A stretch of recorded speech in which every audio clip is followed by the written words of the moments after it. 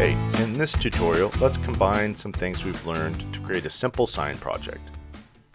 Let's open a new project board and define its size. We'll use the same 1x6 material we've been using with our other tutorials and make it 12 inches by 5.5. Start by opening the pattern library and selecting the Basic Patterns folder. In the folder called Fruits and Vegetables, select the grapes and drag it to the board. We can scale it down a little bit by selecting and dragging the corner arrows, and then we'll rotate it slightly clockwise using the green dot on the rotate handle. Now let's open the Vines and Stems folder and grab Vine 04 and drag it to the board. What we want to do is make this vine look like it's coming out from behind the grapes. Using the rotate handle again, let's move this endpoint to be overlapping the grapes.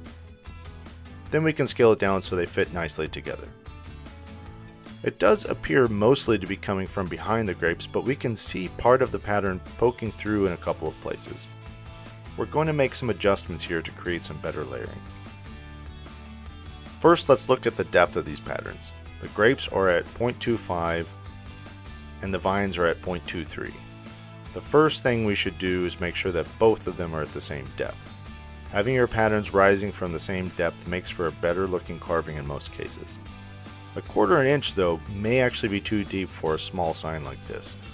Let's set these to be at 1/8 of an inch. It doesn't solve our overlap problem, but it does give us an even foundation. So let's use the height tool to make some more adjustments here. Let's increase the grape's height to the max of 999 to make its details pop as much as we can.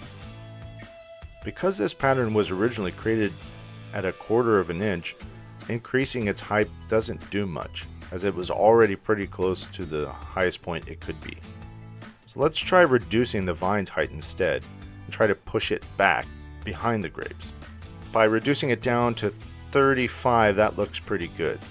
The grapes are sitting on top and the vines are coming from behind. Alright, let's grab the other vine from the Vines and Stems folder and drag it onto the board. Just like the other vine pattern, we want the end point to be hidden behind the grapes, so we need to flip this over. We can go to the Flip and Rotate menu and select Flip horizontally. You can also access the Flip and Rotate menu by right-clicking.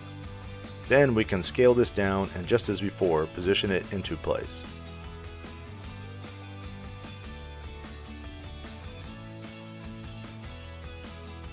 We'll also need to adjust the depth of this pattern to be 1/8 of an inch to match the others as well.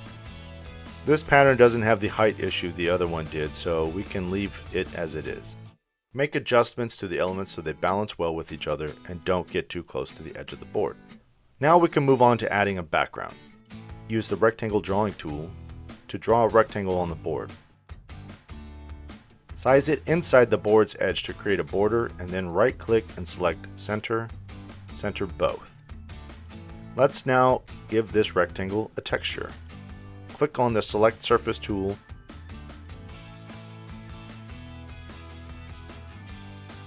choose Materials, and let's use the Weathered Wood texture.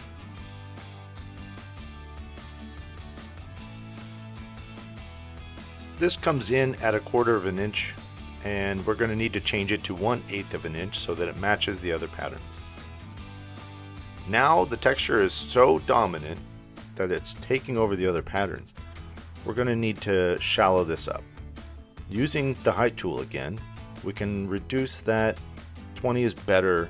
I think we'll stick with that for now.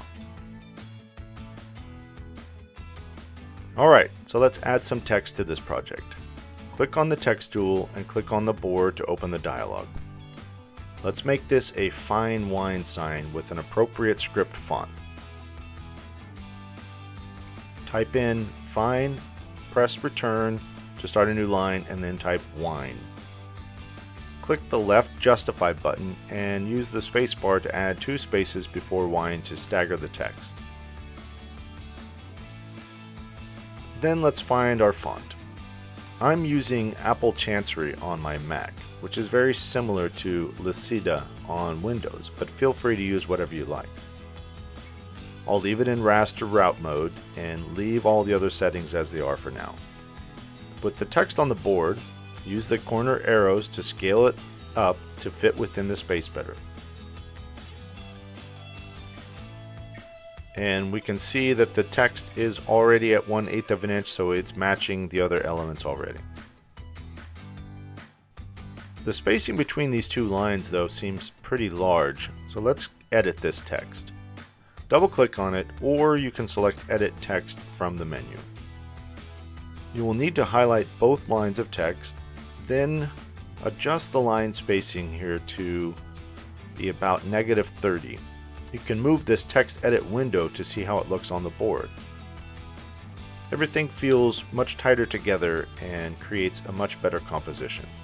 We can still make some small adjustments to tweak the visual balance, like right here this vine is interfering with the letter E. Let's use our height tool to lower that behind just as we did the first vine.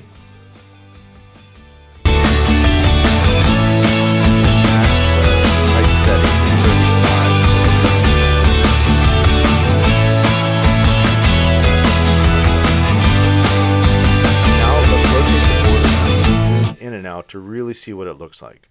Always remember, the machine will carve exactly what you see, so it's better to catch issues here before you cut into any wood. One thing I noticed when we're rotating is these text edges. They are steep and get really thin in some areas. This is going to be a problem. For detailed 3D carvings, we're using a 1/16 inch tapered bit. Being tapered, it can't match these straight up and down cliff edges. But our design here is telling it to carve all the way down to that bottom edge. In doing that, it will end up carving away part of the top edge of the design, and these thin areas will almost certainly result in chip out. No problem though, we can fix this with our optimization tools. First, let's select everything on the board. There are several ways to do that. You can right click and choose Select All, or you can open your carving list and click on the top item in the list, hold down the Shift button, and then select the bottom item in the list. This selects everything in between. With everything selected, go to the Carving tab, and under Optimization, choose Bit Optimization and set it to Best. This will keep the bit from removing any top level detail and reduce the possibility of chip out. Then select just the text. It may be easier to do this from the carving list. Now we want to add some draft to these cliff edges to help the bit ramp up to the top edge, which will also reduce the possibility of chip out. A small draft will be enough to compensate for the bit's taper, but I like using a medium draft as it looks visually pleasing. Now let's do some adjustments to our feathers. We can see this indentation on the edge. This is the feather from this vine pattern. We can click on that pattern and change its feather setting to none and make that go away. Then let's click on the rectangle and set its feather to be 1/4 of an inch. Now it has a nice bevel to frame our design, and it gives the bit something to ramp up to. Okay, at this point we've finished our composition and completed our optimization. We're ready to carve. Except let's look at one more thing. Let's say we're designing this for a customer and we want to get approval before carving. Or we just want to explore what different wood types or finishes might look like. We can change the board view button to show board texture. This simulates a wood grain for the board. Then under the board setup tab, you can change the type of wood, change the glossiness, and even define a second layer of material. This can really enhance a customer presentation. All that is left to do is save it, compile it, and carve it. Let's save this to our project library. Click on the project library tab to open it, then click on the new button at the bottom.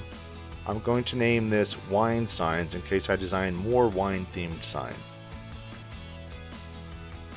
That created this new project folder here, and right clicking on it, I can choose Add Current Board.